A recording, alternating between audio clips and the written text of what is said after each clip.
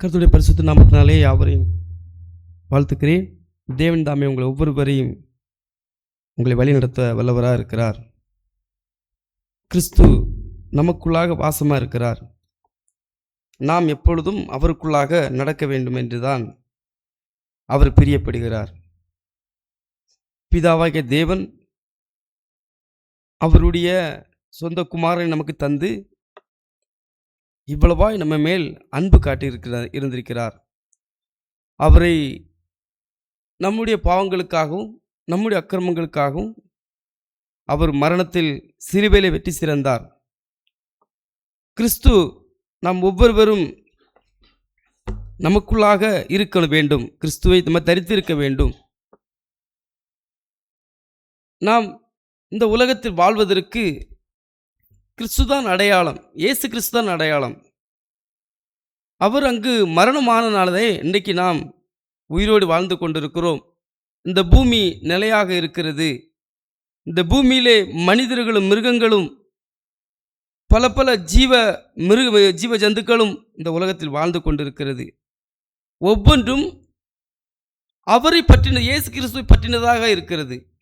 அதை பாருங்க, அந்தந்த நாட்களிலே இலைகள் உதிர்ந்து போயிடும், மீண்டும் அது உயிர்ப்பிக்கும், மீண்டும் உதிர்ந்து போகும், மீண்டும். அதாவது அவருடைய வருகைக்காக ஒவ்வொன்றும் காத்திருக்கிறது. அவருடைய வருகை எப்பவும் அதுவரைக்கும் அதை நோக்கி எப்பொழுது நீ வருவீர் என்று அதை ஒவ்வொரு நாளும் அது எதிர்நோக்கி இருக்கிறது. இங்கு படைக்கப்பட்ட எல்லாமே, இந்த பூமியில் படைக்கப்பட்ட எல்லாமே இயேசு கிறிஸ்து வருகையை நோக்கி கொண்டிருக்கிறது. அதே போல நாமளும் அப்படிதான். மனிதனை தேவன் உண்டு பண்ணினார். கிறிஸ்து நமக்காக மரித்தார். நாமளும் அவருக்காக இந்த உலகத்தில் வாழ வேண்டும். கிறிஸ்துவை தரித்து கொள்ள வேண்டும். கிறிஸ்துவே நமக்கு ஜீவன், கிறிஸ்துவே நமக்கு ஆதாயம். நாம் கிறிஸ்துவை ஏற்றுக்கொள்ள வேண்டும் என்றுதான் நாம் ஒரு வசனத்தை வாசிக்க கேட்போம்.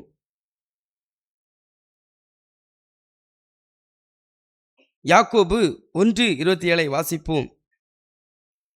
திக்கற்ற பிள்ளைகளையும் விதவைகளையும் படுகிற உபத்திரத்திலே அவர்களை விசாரிக்கிறதும் உலகத்தில் கரைப்படாத படிக்கு தன்னை காத்துக்கொள்கிறதும் பிதாவாகிய தேவனுக்கு முன்பாக மாசில்லாத சுத்தமான பக்தியாக இருக்கிறது.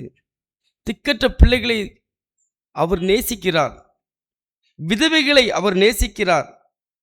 உலகத்தில் கரைப்படாத படிக்கு தன்னை காத்து கொள்கிறதுமே பிதாவாகிய தேவனுக்கு முன்பாக மாசில்லாத சுத்த பக்தியாக இருக்கிறது. கிறிஸ்துவுக்குள் பிரியமானவர்களே, நாம் ஒவ்வொரு பேரும் சுத்தமாக இருக்க வேண்டும், மாசில்லாதவர்களாக இருக்க வேண்டும், கரை திரைப்படாதவர்களாக இருக்க வேண்டும். இந்த கர்த்தருடைய பந்தியிலே நாம் ஒவ்வொருவரும் கலந்திருக்க வேண்டும். இயேசு கிறிஸ்துவை நினைவு கூறத்தக்கதாக இந்த கர்த்தருடைய பந்தி 2 அடையாளங்களும் இங்கே வைக்கப்பட்டு இருக்கிறது. நாம் அதே மாதிரி ரோமர்கள் 6ஆம் அதிகாரம் 6வது வசனத்தை வாசிக்க கேட்கும்போது, நாம் இனி பாவத்துக்கு ஊழியம் செய்யாதபடிக்கு பாவ சரீரம் ஒளிந்து போகும் பொருட்டாக நம்முடைய பழைய மனுஷன் அவரோடு கூட சிலுவையில் அறையப்பட்டதென்று அறிந்திருக்கிறோம். நம்முடைய பழைய மனுஷன், நாம் என்றைக்கு ஞானஸ்தானம் எடுத்து அவருக்காக நம்மை ஒப்பு கொடுக்கிறோமோ அன்றைய தினம் எல்லாமே ஒளிந்து போயிட்டு, பழையவன் எல்லாம் ஒளிந்தன, எல்லாம் புதியதாயின்னு சொன்ன அவருடைய வார்த்தையின்படியாக நாம் எப்பொழுதுமே இனி பாவத்துக்கு ஊழியம் செய்யாதபடிக்கு பாவ சரீரம் ஒளிந்து போகும் பொருட்டாக நம்முடைய பழைய மனுஷன் அவரோடு கூட சிலுவையில் அறையப்பட்டதென்று அறிந்திருக்கிறோம். ஆகையால் கிறிஸ்துவனு கூட நாம் அறிந்தோமானால் அவரோடு கூட பிழைத்தும் இருப்போம் என்று நம்பியும் இருக்கிறோம். கிறிஸ்துவுக்குள் பிரியமானவர்களே, நாம் ஒவ்வொரு பேரும் இயேசு கிறிஸ்துவை அறிந்திருக்க வேண்டும். இந்த தொழுகையிலே எல்லாரும் ஒவ்வொரு சபை நடத்துகிறாங்க, ஒவ்வொரு ஜனங்கள் அவரவர் விதப்படி நடத்துகிறாங்க, இல்லைன்னு இல்லை. ஆனால் இயேசு கிறிஸ்து அங்கே இருக்கார் என்று கேட்டால் அது கேள்விக்குரியதாக இருக்கிறது. அவர்கள் சொல்லிக்கொள்ளலாம், ஏசப்பான் என்று சொல்லிக்கொள்ளலாம்.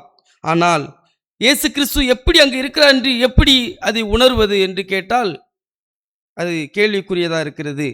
நாம் அப்படி அல்ல, இயேசு கிறிஸ்துவை பற்றினவர்களாக இருக்கிறோம். நாம் இங்கு வைக்கப்பட்ட கர்த்தருடைய பந்தி, இந்த அப்பமும் இந்த திராட்சை ரசமும் அவருடைய நினைவு கூறுவதற்காக மாத்திரமே இங்கே வைக்கப்பட்டிருக்கிறது. நாம் ஒவ்வொருவரும் இந்த கர்த்தருடைய பந்தியிலே நாம் பங்கு பெற்றிருக்க வேண்டும். நாம் இதை ஒருபோதும் விட்டுவிடக்கூடாது. ஏனென்றால் சபை கூடி வருவதை விட்டுவிடக்கூடாது. நான் எப்பொழுதுமே இயேசு கிறிஸ்துவை நாம் அறிந்திருக்க வேண்டும்.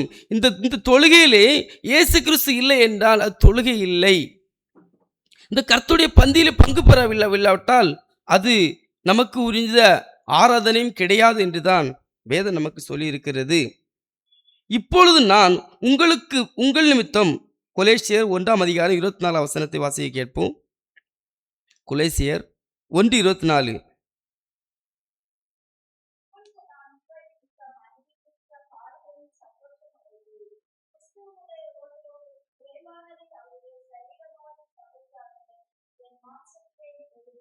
அவருடைய மாம்சத்திலே என்னை நிறைவேற்றுகிறேன்னு சொல்லி நாம் எப்பொழுதுமே அவரை சார்ந்து இருக்க வேண்டும்.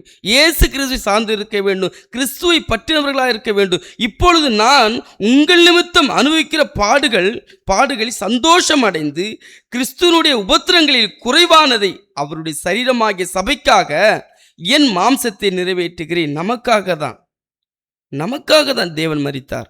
நம்முடைய பாவங்களுக்காக, நம்முடைய அக்கிரமங்களுக்காக தான் அவர் மரித்தார். அதுதான் இந்த வேதவசனம் கொலேசியர் 1 வசனத்தை நமக்கு வாசித்தோம். இப்பொழுது நான் உங்கள் நிமித்தம் அனுபவிக்கிற பாடுகள் சந்தோஷம் அடைந்து கிறிஸ்துவனுடைய உபத்திரங்களில் குறைவானதை அவருடைய சரீரமாகிய சபைக்காக என் மாம்சத்திலே நிறைவேற்றுகிறேன் என்று எழுதப்பட்டிருக்கிறது. கிறிஸ்துக்குள் பிரியமானவர்களே, அந்த வாரம் முழுவதும் தகப்பன் எவ்வளவு அழகா நம்மளை பாதுகாத்து வந்தார். இன்றைக்கு நாம் ஒவ்வொருவரும் எதிரை நோக்கி வந்திருக்கிறோம். நமக்கு சமாதானம் வேண்டும். நமக்கு என்ன வேணும்? நமக்கு மன்னிப்பு வேண்டும், சமாதானம் வேண்டும், பொறுமை வேண்டும். நம்மளுடைய காரியங்கள் எல்லாம் நோய் நொடி இல்லாத ஒரு வாழ்க்கை வேண்டும் தான் நமக்கு வந்திருக்கிறோம். அவர் என்ன சொல்லியிருக்கிறார்னா, நாம் இங்கு நீங்க படுகிற இப்பொழுது நான் உங்கள் நிமித்தம் அனுபவிக்கிற பாடுகள் சந்தோஷம் அடைந்து கிறிஸ்துவ உபத்திரங்கள் குறைவானதை அவருடைய சரீரமாகிய சபைக்காக என் மாம்சத்தை நிறைவேற்றுகிறேன்.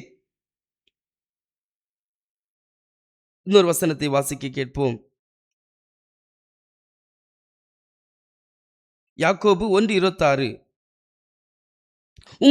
உங்களில் ஒருவன் தன் நாவை அடக்காமல் தன் இருதயத்தை வஞ்சித்து தன்னை தேவ பக்தி உள்ள என்று எண்ணினால் அவனுடைய தேவ பக்தி வீணாயிருக்கும். ஏனென்றால் இந்த வார்த்தை எதுக்கு சொல்ல வந்தோம்னா, நம்முடைய காரியங்கள் எல்லாமே இந்த வாரத்தில் முதல் வெளியே போன விட நம்ம மாறிக்கொள்கிறோம். அப்படி இருக்கக்கூடாது என்று தான் இந்த வசனத்தை நான் உங்களுக்கு காண்பித்தேன். கர்த்தர் எகிப்தியர், அது யாத்திரையாகும் 14:31 வாசிக்க கேட்போம். யாத்திரையாகும் 14:31. கர்த்தர் எகிப்தியரை செய்த அந்த மகத்தான கிரியை இஸ்ரவேலர் கண்டார்கள். அப்பொழுது ஜனங்கள் கர்த்தருக்கு பயந்து கர்த்தரிடத்தில் அவருடைய ஊழியக்காரனை மோசேயிடத்தில் விசுவாசம் வைத்தார்கள். அவர் அன்றைக்கு தேவன் சொன்னனால அந்த ஜனங்களை அழைத்து வந்து யாருக்கு விசுவாசம் வைத்தாங்க? அந்த ஊழியக்காரனுக்கு விசுவாசம் வைத்தார்கள் என்றுதான் இந்த வேதம். அதே போல் நாமும் கிறிஸ்து நமக்காக மரித்தார். கிறிஸ்துவை பற்றின விசுவாசம் உங்களுக்குள்ள அதிகமாக இருக்க வேண்டும். இந்த கர்த்தருடைய பந்தியிலே நீங்கள் விட்டுவிடாதபடிக்கு, சபை கூடுவதை விட்டுவிடாதபடிக்கு நீங்கள் ஒவ்வொருவருமே இயேசு கிறிஸ்துவை நினைவு கூறத்தக்கதாக இந்த காரியங்களை நீங்கள் செய்ய வேண்டும்.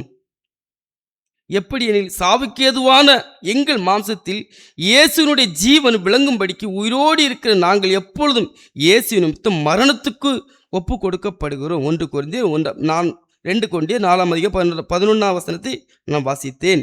ஆனபடியால் கிறிஸ்து இயேசுக்கு உட்பட்டராயிருந்தும் மாம்சத்தின்படி நடவாமல் ஆவியின்படியே நடக்கிறவர்களாய் ஆக்கினிக்கு தீர்ப்பில்லை. என்னிடத்தில் உங்களுக்கு சமாதானம் உண்டாயிருக்கும் பொருட்டு இவைகளை உங்களுக்கு சொன்னேன். உலகத்தில் உங்களுக்கு உபத்திரம் உண்டு, ஆனாலும் திடன் கொள்ளுங்கள், நான் உலகத்தை ஜெயித்தேன்.